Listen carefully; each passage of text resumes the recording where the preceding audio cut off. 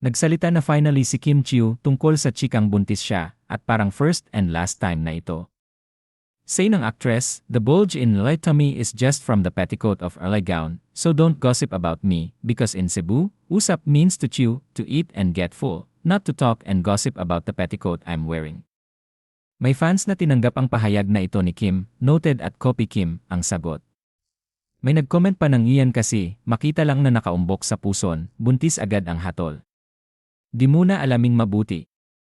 May nangumusta sa mga delulu na umasa na magkatotoo ang issue. Kabilang sa mga delulu ang nag-comment ng "Wait for another month, malalaman din ang totoo pagdating ng tamang oras dahil di naman titira sa tiyan ang bata for life.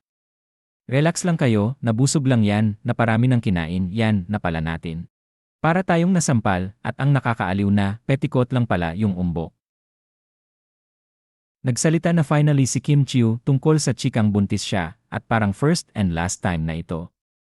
Say ng actress, "The bulge in my tummy is just from the petticoat of early gown, so don't gossip about me, because in Cebu, usap means to chew, to eat and get full, not to talk and gossip about the petticoat I'm wearing." May fans na tinanggap ang pahayag na ito ni Kim, noted at Copy Kim, ang sagot.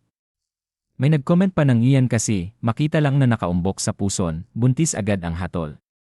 Di muna alaming mabuti. May nangumusta sa mga delulu na umasa na magkatotoo ang issue. Kabilang sa mga delulu ang nag-comment ng "Wait for another month, malalaman din ang totoo pagdating ng tamang oras dahil di naman titira sa tiyan ang bata for life. Relax lang kayo, nabusog lang yan, naparami ng kinain, yan, napala natin. Para tayong nasampal, at ang nakakaaliw na, petticoat lang pala yung umbok.